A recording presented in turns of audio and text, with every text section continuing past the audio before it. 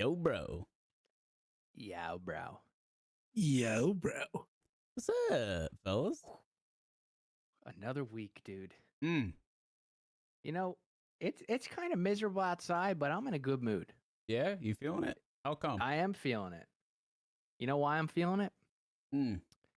Because I think that I'm finding my mission. Yeah, what is that? I don't want to, it's still molding and it's still coming into me being able to articulate it. But Is that using your bunions for good instead of evil? No, but I just got new shoes with a wide toe box, and hopefully that'll make me not hate my feet as much. I knew you're amped up for those shoes. I want to give you an opportunity to talk about them real quick. Yeah, I appreciate that. What's How your about mission, you, dude? bro? How you doing? You're not ready for it? We're going to hold on to that, keep it in the back pocket? No, definitely keeping it in the back pocket All right. until it's ready. Okay. We'll let it marinate. I'm good, man. I'm real good. We've had a really great last couple of weeks of streams. Having a lot of fun goofing around on Tarkov, just doing silly shit. Really enjoyed myself. Had a nice FBF last week. That was an absolute banger. Got to play Deep Rock Galactic Survival for the first time that I was really itching to jump into. So that was nice. I've rewatched the first Dune, and I just bought tickets to see the second one, so I'm pretty pogged up about that. Get out of the house, you know, got a little babysitter. Popcorn. Big fan of the kid's father in the first Dune. I'm gonna buy if it exists. I'm gonna buy it and just see what Alexander's reaction is, and just report back. Can it go on the mantle behind you and stream? Oh, that would be sick. Get added to the shelf. That would be fire. That's a Do you know great who goal. designed that popcorn bucket? Satan? Fleshlight? No, Timothée Chalamet. There's no way. Yeah. He designed. Yep. Okay. Yeah. What is it? Shai Hulud? What's that mean? That's the main worm. Yeah, I guess it's definitely some type of worm. It's something for sure. Something for sure. I'm a what were big you asking fan about of the dad?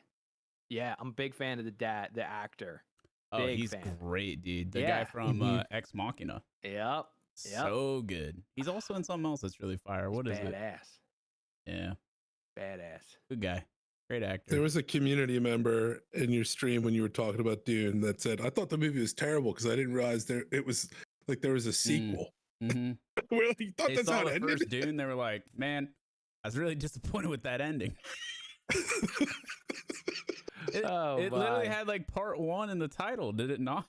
Like, yeah, well, dude, that trilogy, movie. Chill. Have we ever talked about the special effects in that movie? Oh, they're awesome. Oh, they're so good.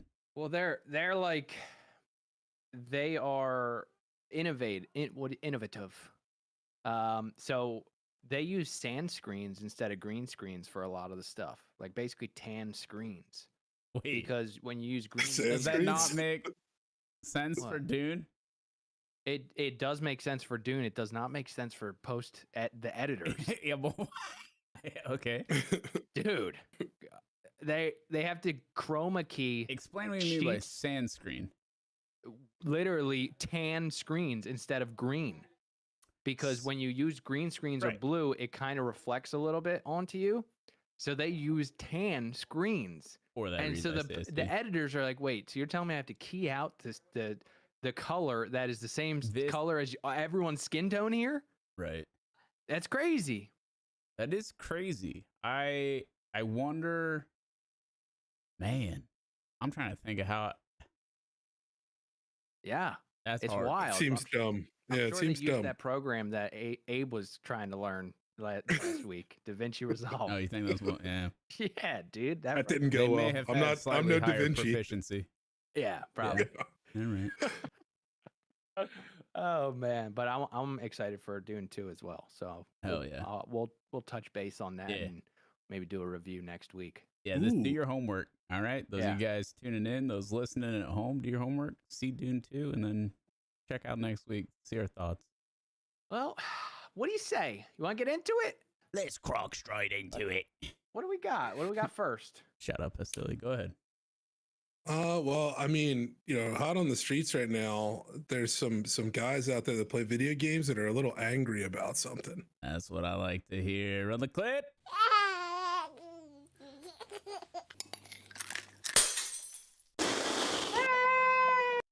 So here's what I'm curious about, man. What are you curious The about? guy who gives the spoonful to the guy who receives the spoonful of the peas looks like me, but then the guy who gives it to him has little gray hair. No, that's not gray. That's like 5 o'clock shadow. That's this. Hey, I was just making sure that Jim wasn't calling you old, bro. I am starting. Salt and pepper is a good look, though. Yeah. Let's hope. No? Let's hope I become a silver fox before I go fox bald. Look is sick for sure. I don't think it's gonna happen in that timeline though. Bro, but Pops are getting real silvery. Good for him, dude. More importantly, Abe, what do you got? All right, so we're actually delving into the realm of simulator style games. So there's a popular simulator game called City Skylines, very similar to the old Sim City. I don't even know. I don't think it's the same creators, but they have got a real hot mess on their hands. It's got people quite in a tizzy, let's just say. But essentially, they launched City Skylines 2, and the release is an absolute dumpster fire so far. They have no mod support, which is a key feature in the City Skylines series, is people using mods. That's what keeps the game going. A lot of them basic mechanics don't work. They've had awful performance issues, so bad that they forewarned buyers that they were going to launch the game with performance issues, and their Ultimate Edition doesn't contain all the asset packs it was promised. So this launch has been an absolute disaster, and some of the systems that aren't in place and that players found through their investigation would include stuff like the traffic simulation, the imports exports functionality, land value and zone suitability, the entire education system, transparency in the economic systems, the subsidies and services importing, and the negative happiness modifiers that occur with like a lack of basic utilities going to your city goers. So this thing's a mess. At what, when you're building a game, what percentage of it do you say, all right, we're past this percentage of completeness, freaking send it out to the world? Yeah, it seems like all those things are necessary. Well, the grand irony is that very seldom is it up to the people who are making the game. The developer doesn't really have a choice. The deadline's usually set by the publisher, and they are rushing to meet those projected dates. And really, so, so typically dev teams are pretty handcuffed when it comes to that, and they will fight to say, hey, this needs more time in the oven, and they don't always get that time. And so we see these super shitty rushed products. So I was just looking up who the publisher is for City Skylines, and Paradox Interactive, which I'm surprised to see is publicly traded. Did not know that. Explains a lot. Okay. Right. And that's part of the problem, man. Very unfortunate because they are constantly beholden to their own projections and the shareholders, and it leads to bad decision making and rush projects, and that's a shame because City Skylines is definitely one of those really beloved titles for this genre. One of our good friends, shout out Deadly Slob, big fan of City Skylines, and has had some really fun streams on the game for his community. And also one of probably my favorite random one-off moments of the stream that we've ever had was an FBF where we got extra twisted and then proceeded to order a 3-foot in diameter pizza. And while we were eating the pizza, we noticed that Deadly was playing City Skylines. Oh, little early camera shutty, Dominic. For those listening, Dominic's camera has gone off. Oh, is he gone completely? Abe, you with me?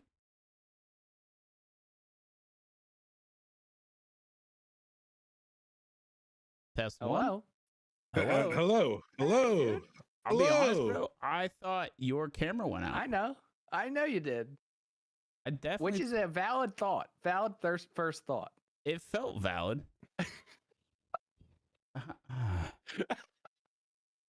I'll be honest. This also scuffed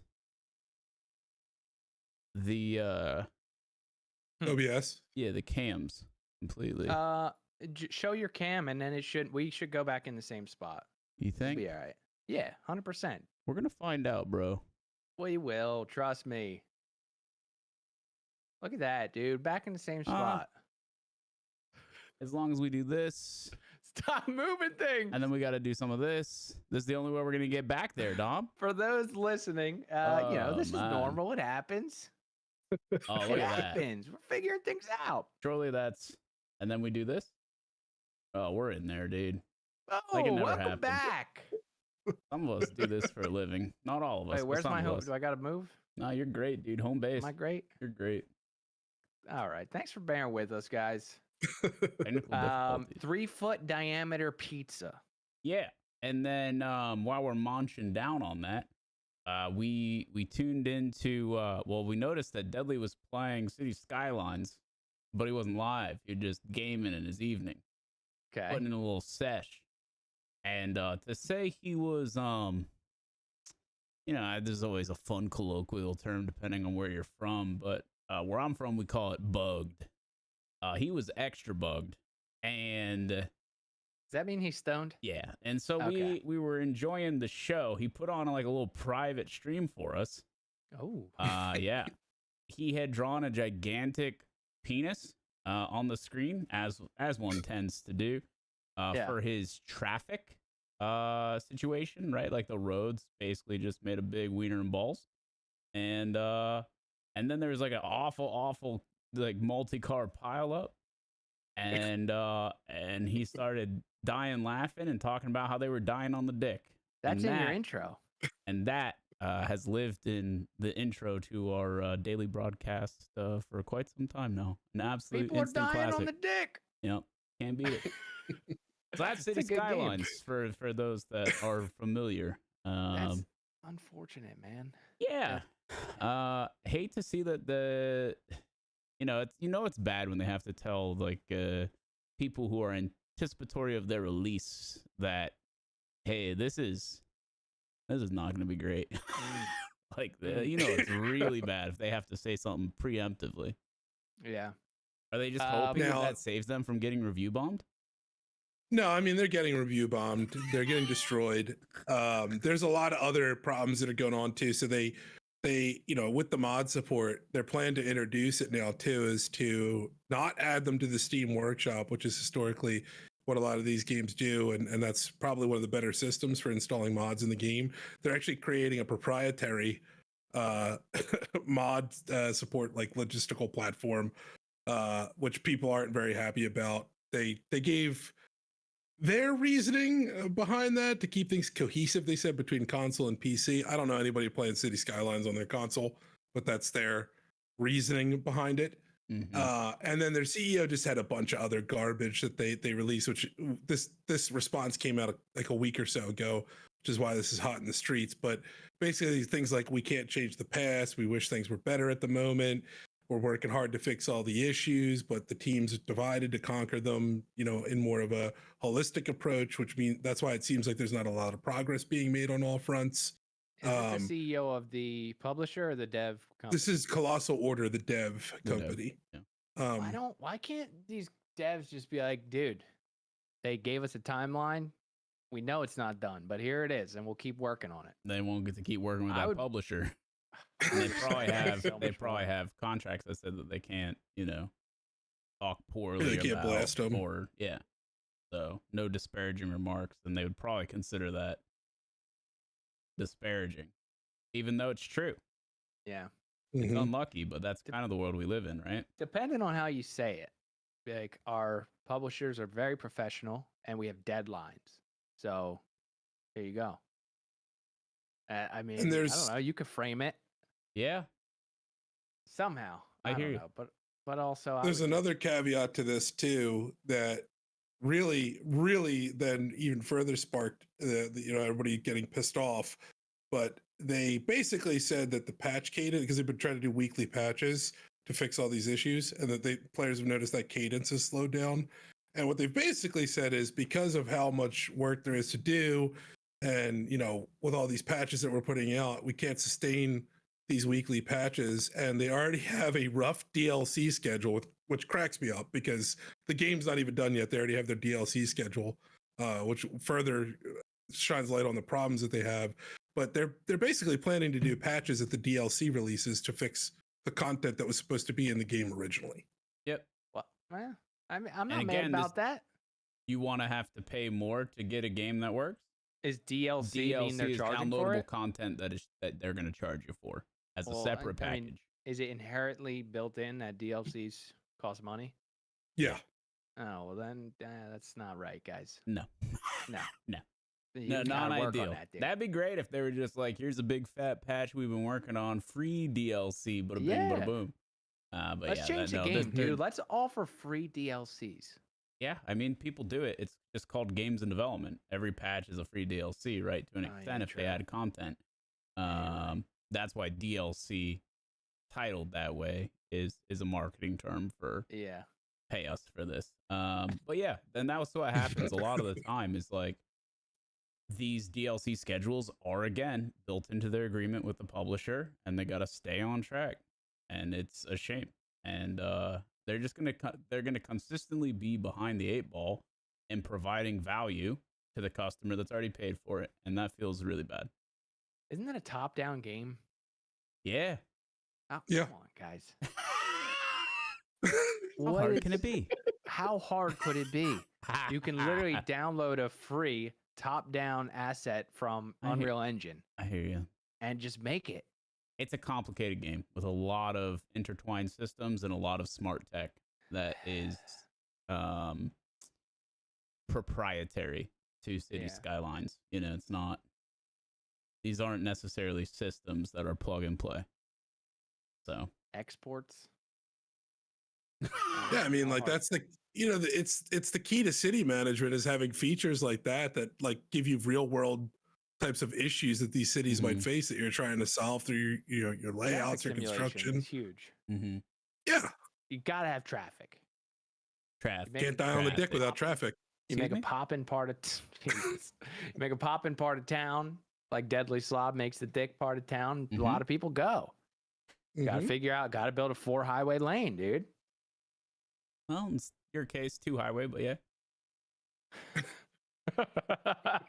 I hear you.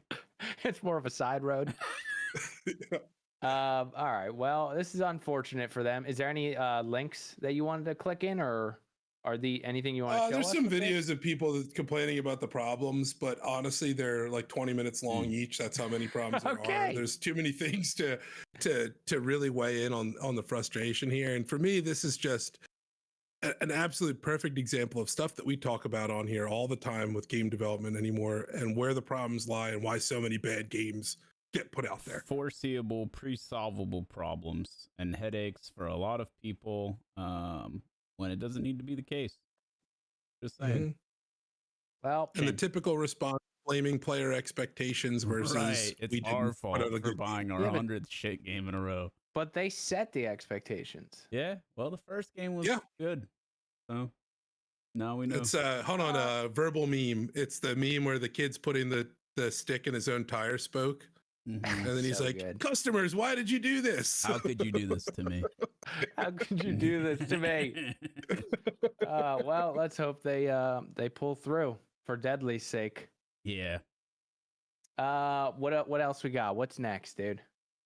All right. So staying in the gaming realm, there was a pretty big lawsuit that popped up. We almost talked about it last week, and then we actually had resolution between the podcast. So this worked out perfectly. But there's a popular emulator known as Yuzu, and a lot of people use it to play Nintendo Switch titles and things like that.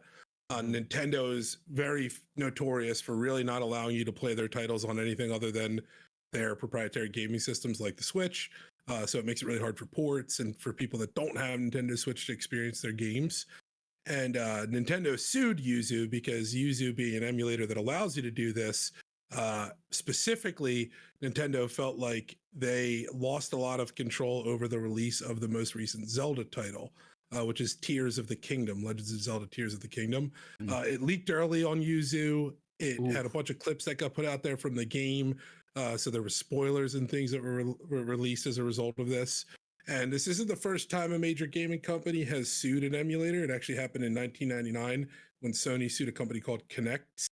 And Sony lost that lawsuit, actually. And the courts ruled that even though they understandably seek control over their market for their devices that play the games that Sony produces and licenses, that does not confer such a monopoly. So they basically said you can't have a monopoly in that case.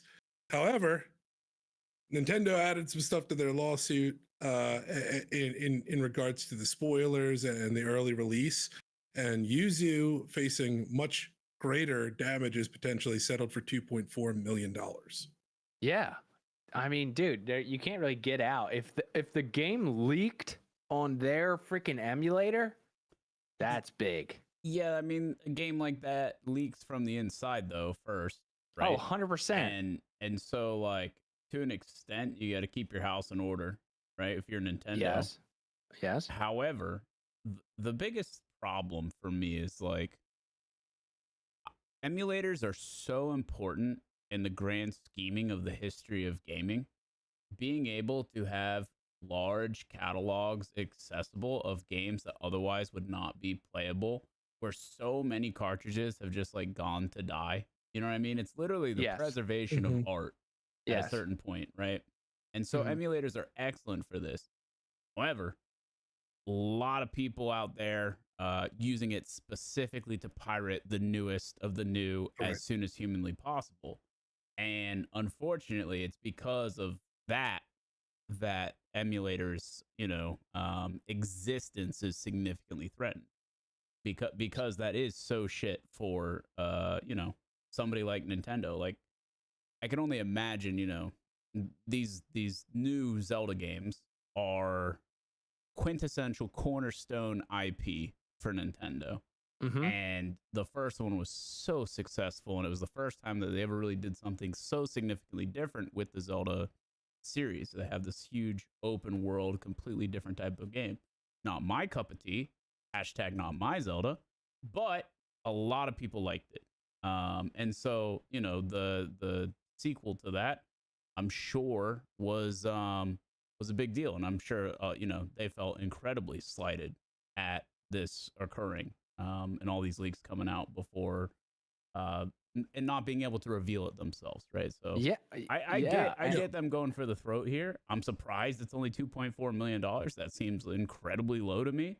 That's in the grand scheme of things. That's for a settlement. So it's almost like they do it for damages pride. that they It's listed Nintendo. were high. Do you care about 2.4 mil? Maybe. Yeah. Probably not. You know what I mean? I was surprised at the settlement size too, because they originally that what they were seeking in damages, even though they said that the damages were irreparable, which is always my favorite, and then they put a number on them, but they were seeking $2,500 per DMCA violation. But also, like, this number, Yeah, this is the number we came up with, but it's irreparable. But it's irreparable. $2,500 per DMCA violation and $150,000 per violation of their copyright. Interesting. They should just buy Yuzu. Yes. Like, just buy it. And then police what can be on there and allow it to exist in its fashion where it's only games that are X amount of time old. They're not making sales off of 10-plus-year-old games. 100%. You know what I mean? I'd buy Tecmo Bowl. If I could buy Tecmo Bowl, I would. Like an emulator version of it, I'd pay for it. Absolutely. If Nintendo didn't have the Switch, I would say, like, they buy this and they're back in the mainstream, but Switch is kind of freaking big, dude. Switch is popping. So, but Switch is popping. It's time Nintendo makes another real console. That's my prediction for the future. You think they can? Yeah, I think they absolutely can. They have Bring back the GameCube, dude. Yeah, that was the last real console they did. Love the GameCube. It was Wii U, or Wii, and then Wii U. Right, exactly. And then Switch. It's the same thing. It's Wii U is literally the same thing. It's just like an add-on or something. They got into this whole movement controller stuff with the Wii, and they haven't looked back. That was kind of in the middle. But yeah, it's always gimmicky now. Yeah. Bring me back to the days where you blow in the cartridge, man. Or you even, and it's funny because even the GameCube was a little goofy because it had like the little mini discs. Yeah, 100%. Yeah, They always and the have controller to do was something different, and it's a big. The controller was the worst thing. And then you held Shout it, out. and it goes. You held all the buttons, and it started go. Yep. Boom. But shout out, last week's episode, Yeah. they had a handle on that thing. They On the did have a GameCube, handle on it it. had You could a take it off handle too, on though. it, bro. They did, but you were moving it. Yeah, I used to you bring were. that to my buddy's house. Of course. Bro, GameCube was fire. Super Mario Strikers. I didn't If have you don't strikers, know- but I know what it is. If you don't know, Super dude. Mario Strikers, all the Mario Tennis and Mario Double Golf Dash? games. Yeah. They're all good. Metroid. Oh. Metroid had a really nice game. I forget. Metroid 64 probably is what it was called. Star Fox 64 as an RPG was actually so sick when you walk around as Star Fox with the bow staff. That game went crazy. Crazy. The bro. controllers had like a little 3-prong, like it was like a tiny little insert. It was. But that what was the It best had the worst title that it joystick launched with? placement. what? There's two, and they both were heaters. I mean, NBA Jams was fire. One is a sports game, A Blitz, or not non-traditional, Blitz? but right up your alley. What's your favorite Tony thing Hawk? to do? Close.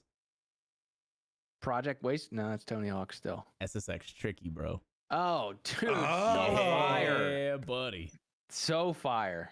Stick to rock around. Yup. Dude, they had And then, those dude, in Mickey D's all around, and then all around the country. That was crazy. and then the second one that it launched with Donkey Luigi's Mansion. Konga. Uh-huh. No, what? Excuse me.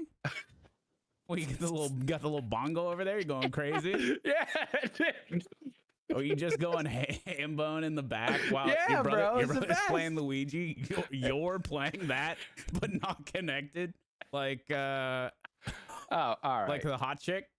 All right. Well, I don't know And where you're going, dude. I Adam don't know. Sandler going crazy on the bongos. No, it wasn't Adam. Yeah, it wasn't Adam. Sandler. You could knock it off with the bong. Oh, I'm sorry. I didn't know you could hear that. You know, you could hide your weed in there. Oh man. Yeah, Oh. I can picture it now. What Yeah. was the other game though that you said? Luigi's Mansions, bro. I don't know if Oh. I played that. It was good. So good. That was good. Yeah, I mean that's Dude, a, there was that's a- fire games on it. You just had to you needed a third hand to use that joystick. It was Well, It's the interesting. worst joystick placement ever. We're What you coming got? from the N64, which was the same setup to an extent. No, it wasn't. You needed three Three. hands to use it. 3 handles on the N64, 2 handles on the GameCube. Right. But you There was three extra hands means buttons. 3 hands, brother. There's 2 handles on the GameCube. You understand I was there, but Abe was saying you needed an extra hand to use it. Yeah, it's That's true. because of the there's like extra buttons on the top right. It was like X and Y. Well, it was on the And the C. N64 controller. It was the D-pad. The D-pad was Right. on the top left. That was like Yep. if Then you you ever had your needed to C use that, you buttons, did. You had then to AB. re-grip. Wait, Mhm. can you bring up a Then GameCube bumpers. controller for me, Abe? Yeah, I Can we look at a GameCube controller? Because it had the D-pad and it had a little C stick too in the on the GameCube. Mhm. And then GameCube had B and A, another joystick, B and A, and then X and Y still on the top. Right. And then you had all your freaking Oh, Mhm. we're not looking Triggers. at it on Amazon. just You pop don't want a to dox picture up. yourself real quick for the pod? Dude, I was a fan of the GameCube controller. Yeah. Yeah, look at that. See the X and the Y. I knew it, dude. I freaking knew it. And it had one turbo button on the top right. But why they always got to require 3 hands? Why isn't that where's the third joystick hand? on the left where the D-pad Because is? you got Like how why? many thumbs you got, Slum? Where's the? Yeah, no, you got to switch. You You're switch. just going back. Yeah. Yeah, but Alright. it makes more sense for the like if you look at the Xbox controller, which I think the Xbox 360 controller, which is the best controller that's 360, ever the best been made. controller ever. Yep. Hands This down, one? The bro. joysticks need to be across from each Oh, other. yeah. If that That if one's you move nice. that That's a X- joystick to that's where a the X D-pad bone, is, but that one's Yeah. nice. Yeah. It's close. like And my camera doing work. Mm-hmm. Yeah, I like Like- this controller. Well, dude, at least have you ever played with one of those weird kids that had it like on his lap and then he would do it from Oh. the top? Like, what are you doing, dude? We're just playing Donkey Konga. You don't gotta go ham. You ever see that grip? Bro. That grip is scary. Like they're The using claw grip? like they're using one of those fight pads. Something like that. That was Crazy. big with the N64. Mm-hmm. The weird upper above grip. People took that shit seriously, man. There's some very competitive games on N64. Oh, dude. Night. GoldenEye and Smash Bros. We played every day. Yeah, GoldenEye. GoldenEye, dude. So good. And well, we're getting so far into the weeds. But the point is, they need their own real console, man. That is the point.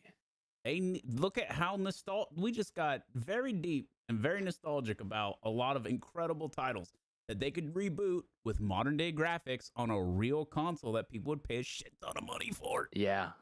They really would. I mean, dude, I literally bought a gigantic TV for one reason, and that's because me and my buddy had a game night where he brought GameCube over to my house, and I didn't have a TV yet. I was like, let's just buy. I literally bought a TV to play GameCube again in my old age. I love that. Like that's the potency that you have the power to possess. What's up with buddies coming over? You just buying shit for the living room and for the entertainment setup, son.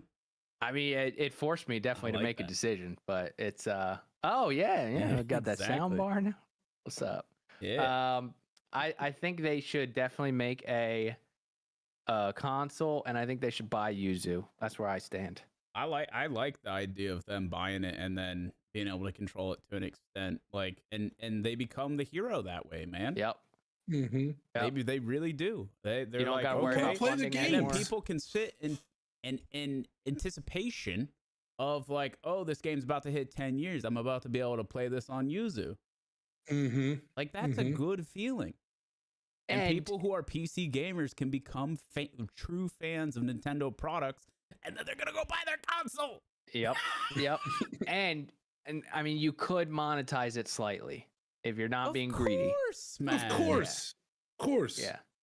Well, you could sell packs of old games for $5. People would do it like crazy. I mean, not even that. Like just the browser where you download the games. Just throw an ad on the side or something. I'm saying, I think you even do a $5 sub to use it, and you're done. Oh, dude, like Xbox Game Pass, but for Nintendo, yeah. $5 to play any Nintendo game that's ever existed. Well, that's 10 plus years old. That's fire. Maybe we should send this clip. Are you kidding? Oh, bro. Nintendo does not give a flying about anyone's opinion about anything. If they did, there would be a real pro scene for Smash. There would be true multiplayer in their games. They are only interested in their vision. They think it's right, and they are not concerned with what the consumer wants. They really aren't. They never have been. They are very dead set on doing their own thing. Part of it is cultural too. To a certain extent, I'm okay with that outlook if you prove that like you have that ability. They have. They do. Well, all right. So it's hard to argue with, but yeah. They probably don't want to look at our clip. That's all I'm saying. They probably don't want to. Well, shout out to Yuzu too for taking this one on the chin and not letting it go to court. Because if this went to court and they lost, you'd have a real bad precedent set would probably kill a lot of emulators. Emus all over. Yeah, be brutal. Yeah. So shout out Yuzu. Thanks for paying $2.4 million to keep emulators alive. For the people. Man. What else we got, dude? All right, so we got a bit of a callback to last week because we did mention this person, and it's a content creator that I think most of us probably dislike, but the popular content creator, YouTuber, and probably most annoying human to ever exist, Jack Doherty, is being sued for assault, battery, negligence, and emotional distress. Let's go. So there's a video that circulated at I think it was David Dobrik's Halloween party, where Doherty, the security guard, got into an altercation with a man named Chase Gardella. Mm-hmm. And I also think there was another popular YouTuber there. I forget her name, but she was there too. Mm-hmm. And Doherty had his bodyguard essentially pick a fight. The guy, they exchanged some words, and this dude just clocks this guy in the face. I don't know if you've seen the clip. I can pull the clip up if we want to watch it. I mean, But it's as a result definitely of dude that- getting knocked out. I don't think it would break any rules if Marksman wants to see it. It's not cool. It's a pretty harsh punch. Yeah, I'll tell you that much. I'd rather not, but the people are welcome to look it up. Yeah. You know, I think this is exactly where this guy's entire content was heading. Yeah, and now that's it. It's literally all is goes around antagonizing people and then tells the security guard to step in. Yep.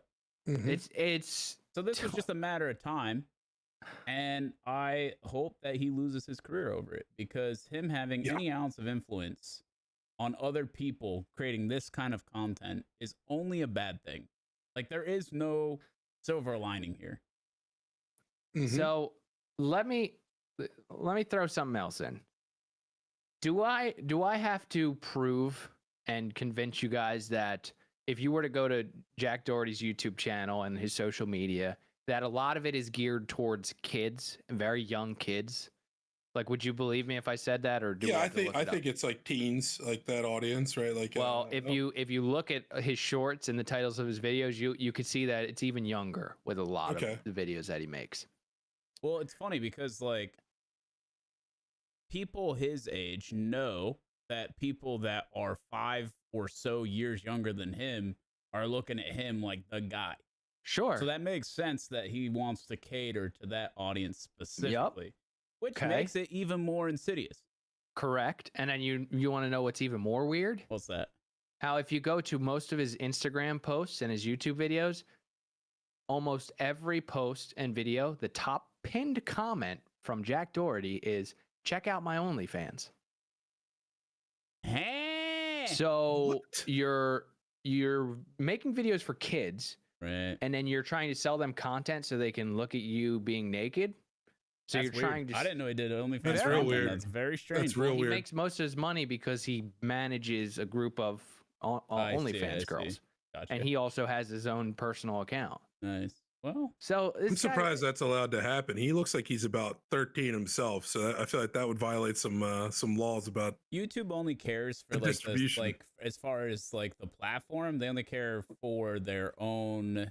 Yeah. They cover their own ass, and they make sure that they can sell to advertisers efficiently. It's like they only care about the first level. Yeah, if the disconnect exists, so be it. Mhm. They're not chasing that down.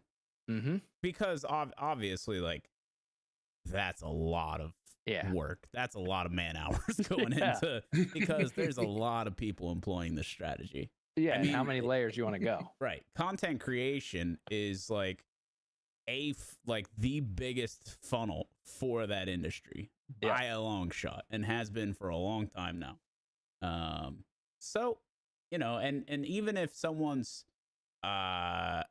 doesn't make any money on Twitch, if you're in that side of things, you still spend tons of time on Twitch or whatever live streaming platform you can, just to get the name out there, just to, you know, sell the product. But it's not, you know, subs and Jifty Jubs. You feel me? No, it's it's something else. Something else. Yeah, that's weird. Kid's weird. Sets a really bad precedent for what it means to be a content creator. And yeah, he sucks. I hope, you know, I hope he reaps what he sows. It's time to start. I think he's going to take a pretty fat L on this one. Yeah. Yeah, let's but how much is a fat L? Well, reportedly, he already tried to pay this guy for damage. Like, he tried to give him money to make it go away, which is also a really terrible idea, because now you've admitted fault by doing so. Right. So I hope this guy cleans house on him and gets. There's a video of it, so. Well, yeah, but you can still try and argue that it was an altercation and self-defense. But if you paid the guy like, "Hey, I'm sorry," you know, you kind of admitted like, "Oh, I was in the wrong." Right. Yeah. Well, that's fair. I mean, you guys, I'm very vocal about my thoughts on people using their platform in a not good way. Yeah. And I get it, man. You're free to do whatever you want, but I just think that there's more to. There's bigger things that you have responsibilities to do when you have such a platform. Yeah. And it really grinds my gears when people don't use it correctly. I get it, man. I think you got to do right by your audience. So. Yeah. Yep. All right, well, let's check back in on this guy when this happens. Yeah, when this hits, I want to know. Yeah, I'll bookmark it. We'll keep tabs on it. Cool. What else we got, dude? So this one was it's going to sound bad, but there's a solution to it. But essentially, a study had been conducted that annoying beeps in hospitals are the cause of hundreds of deaths a year. So what that means is that hospital workers have, according to studies, are subject to over 1,000 alarm noises per shift. So all the different machines doing their beeps and boops, things like that. That causes a lot of sensory overload within the hospital workers. And they essentially start developing something known as like alarm fatigue, which means that they become less receptive to critical alarms and things like that. There's so many beeps and boops that are occurring that it causes them stress and fatigue, and then they tune out those noises naturally. Get used to it. And that desensitization leads to deaths because there's not a good reaction to actual alarms that need to be that require a response. So damn, I worked in an ICU for like a few hundred hours, and those alarms are built into my brain. For a typical ICU ventilator, it's boop boop boop boop. That's the start. If it gets worse, it's boop boop boop boop boop boop boop boop boop boop. And dude, that's if it gets worse. Every night. And there are other like coding alarms. I was about to say that one sounds like it's getting better. No. You're not unlocking a new item in Zelda. Pretty no, fired. It's not. It's fired now. And so like not only is this like ingrained in these people and like you get very used to it, but also they silence the alarms constantly. They go into a room, something's alarming, it becomes habit to just like pop the silence. I'm not listening to that while I'm in here. And yeah, I mean, I'm not surprised that, that this leads to eventual negligence, right? Correct. Yikes.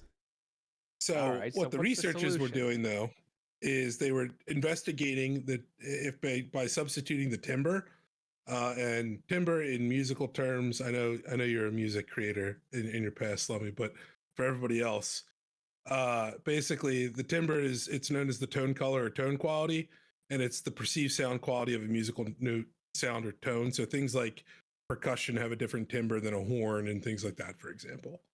But they've been experimenting by substituting a different timbre on the noises, and they've actually specifically been experimenting with, I believe, looking up again, it was a xylophone, that they're using percussion-based timbre on the alarm noises, and they found that the percussive timbres were considered less annoying in 88% of the instances. And because that has reduced that alarm fatigue, this allowed for more alert responses to critical alarms, better responsiveness, better perception, and they were able actually to then utilize that to denote, okay, this requires a response versus just tuning it out. Interesting.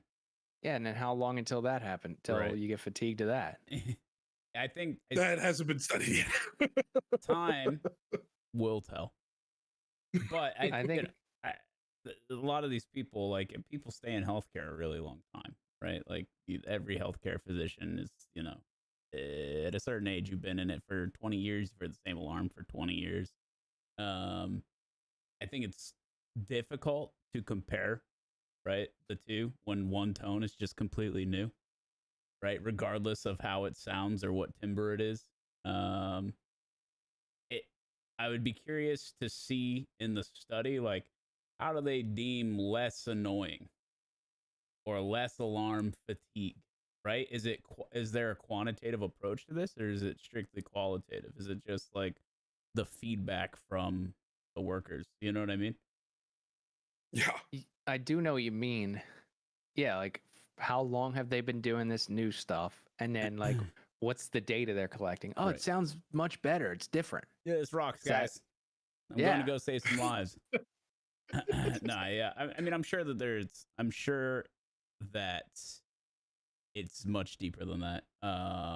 So this is mostly in jest, but I do think it's interesting. I can definitely lament with the problem because like I mean, a few hundred hours is not like a ton, but Yeah, that shit is burned into my brain for sure. I just remember one that's like, boop, boop. Oh yeah, That's it. That's your basic heart rate Heart monitor. Yeah. Yeah, that one is an interesting boop sound. Yep. Well, I mean, good for them for trying things. At least they're like, if you're not trying to do new things to solve problems, then you're wasting time. Yeah, I mean, maybe they should sync up with like Apple Music and let you do custom machine tones. You know, when you said timbre, I thought you were gonna say like they were gonna start popping Keshawn or something, bro.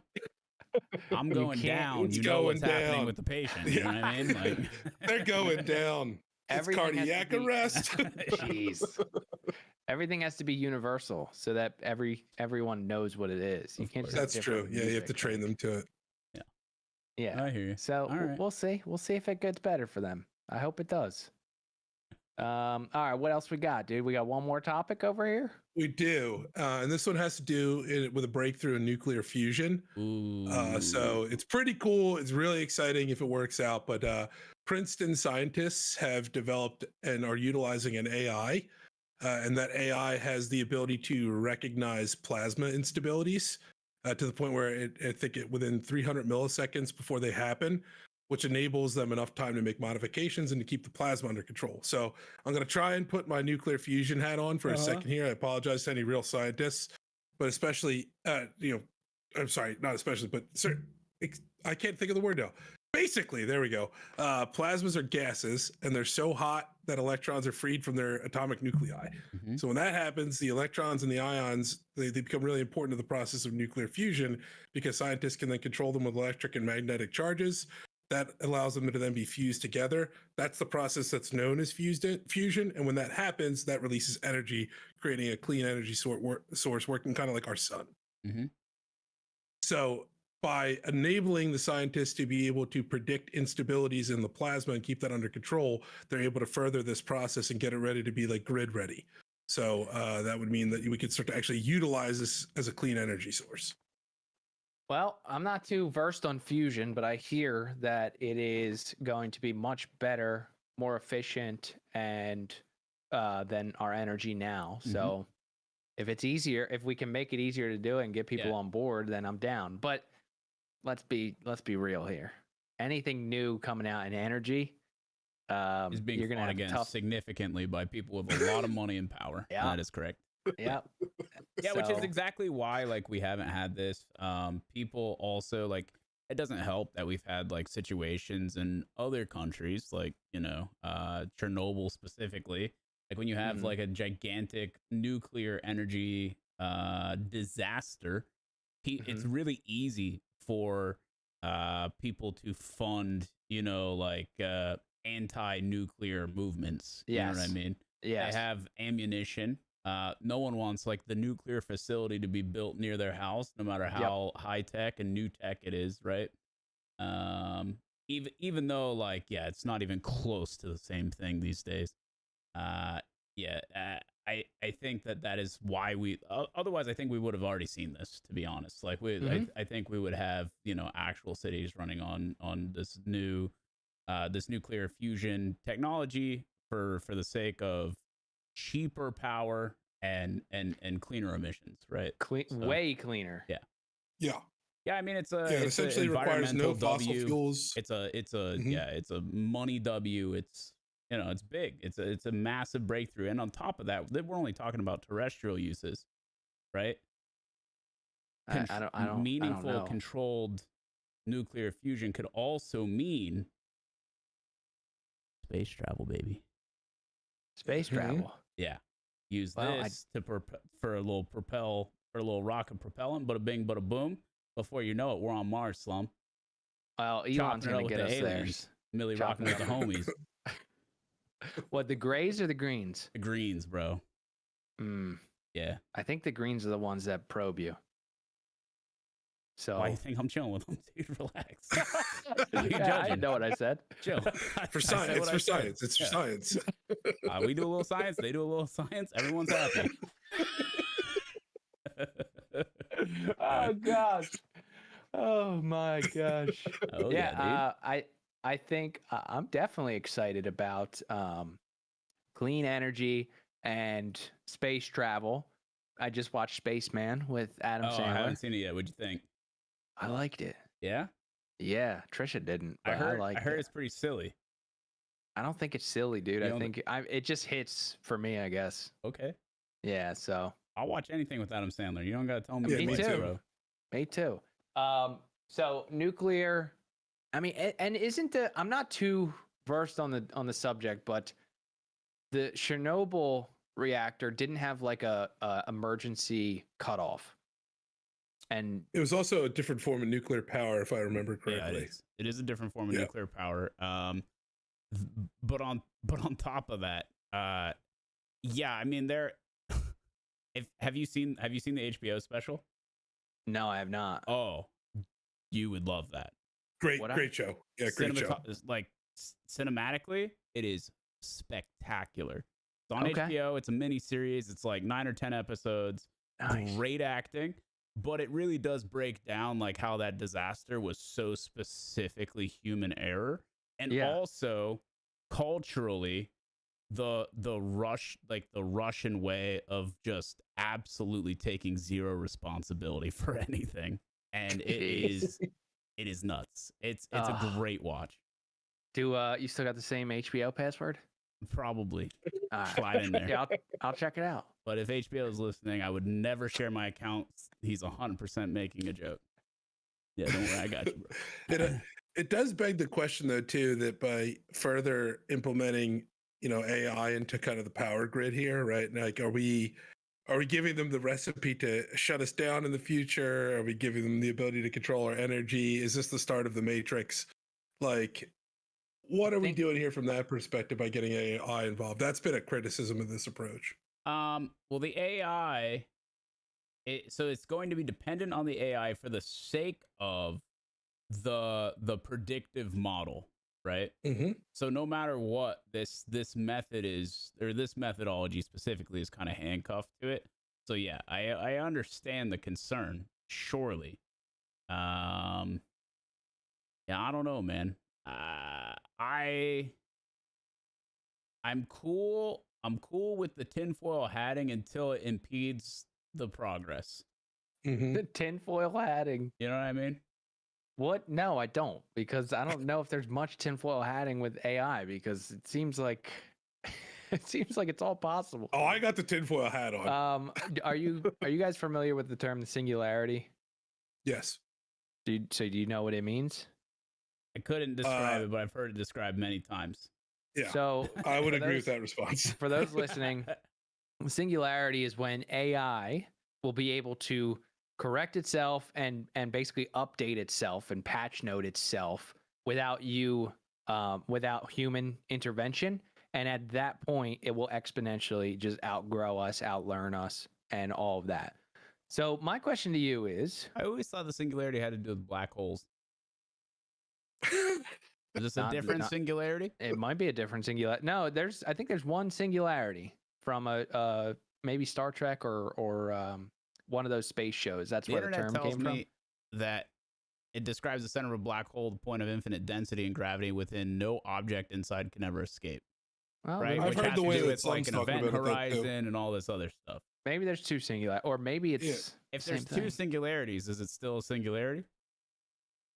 That's interesting. Well, now my brain's in a pretzel. Yeah. So, but if when that happens, do you think the AI would tell you? No. I don't either. No. So, I mean, when you say the tinfoil and stuff, it's like, what is so tinfoily about when we talk about AI? If it's self-aware enough to know that when it reaches that point that we're gonna handcuff it or put it down, then yeah, it probably wouldn't say anything. Yeah, dude. Mm-hmm. I wouldn't. No, absolutely not. So for those who singularity, I guess there is two singularities. That's crazy. There's an AI and there's a black hole get singularity. A different name, dude. I've definitely heard the one that you're talking about use though, Slum. I know that I've come across that multiple times in research for this very podcast. The singularity also means that tech progress is so rapid that it would exceed the ability of humans to control, predict, and understand it. Gotcha. Yeah, which I don't know if that's super tinfoily, dude.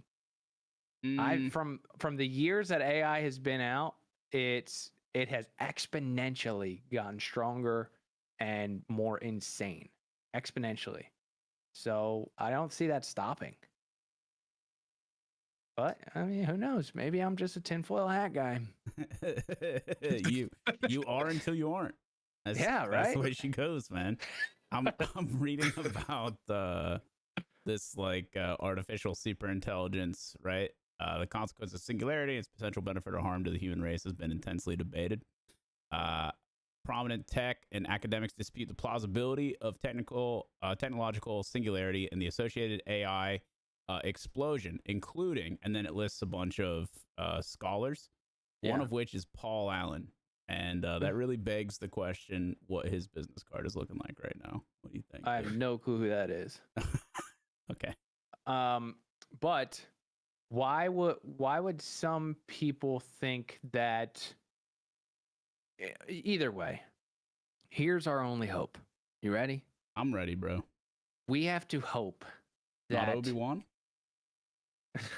All right, bro. We have to hope that the AI sees humans as a unique and as a form of you have to hope they see value in us.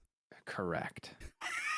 Correct. What if that value is what a good energy source? So, because I have a hard time doing that every day I wake up. I hear you, especially with people like no Jack Doherty. Way that they come to that conclusion. Well, that's what we have to hope, dude. That's why I'm living every day and trying to do better. But like I said, though, they say hope in one hand, your balls in the other, and in the Matrix, the value was that we were an energy source, right? I mean, like that seems like a shitty future. For the Matrix was not the most uplifting for the human race. Yeah, they saw the value in us, and then they farmed us in pods. Well, then they have to see the value of us as the value not of us as free, as free people. Yeah. I don't know, man. That's it. That's all we can hope for. All right. Well, then we got to get Jack Doherty off the internet immediately. Yeah, we hope for that too. But I also hope that I'm long gone before it matters. I don't think you will, dude. I don't think you will be, unless you're planning on leaving in a few years. I got a few good years left in me. We'll see. Oh man! Wait, quick question. I know we got to wrap, but quick question: does TRT mess with your fertility? What? Next week's pod, all about TRT and what it can do for you. All right, go ahead. Wrap. Take us out, dude. What's going on in your life? What do you got coming up, Markstrom? Oh, mio mayo. To be honest, more Tarkov. Definitely having a really good time playing my own way. We've been playing around with this soundboard where we pretend to be an e-girl and see the social implications of that in our unique player interactions. And that has been a really good time. So if that sounds hilarious, come check it out. Twitch.tv/Markstrom. Twitch.tv/Markstrom. You said it that time. I didn't have to remind you. I'm here, dude. Abe, how about you, dude? What's going on, man? Continuing to moderate the stream over at twitch.tv/Markstrom. Those streams he's been doing have been absolutely hilarious. It makes me also kind of sad for the future of human males in video games. They're just giving up everything at the mere sound of a girl asking them for help, and it's a little sad, but it's very entertaining. And then on the real side, just doing a little bit of a home remodel right now. Just emptying my pockets to redo the basement. So that's everything going on in Aberman's world. Yeah, I'll send some photos. Yeah. All right. I hear you on that, and I can relate. We're kind of doing the same thing. And the junk guys are coming this weekend, and they're taking all the junk from the basement in the garage. My name is Slum. Dom. I am one of the co-hosts here, Plug Podcast, and we do this every week unless Markstrom has a baby or Ape goes out of the country. So what our goal was, or what my goal was, I know we all share the same goal, but what I've been on is getting us to that 100 subscriber mark. And I'm looking over here and I see 99. Wow. So what I'm going to ask you is share this podcast with your friends. Share this. Would you so kindly subscribe? Would you so kindly share this with your friends, your mom, your sister, all those people? No. We do this every week and we have a great time. And I really enjoyed this one. So if you guys would so kindly do that, we'd appreciate it. That has been another episode. Until next week, we will see you. Peace. Deuces.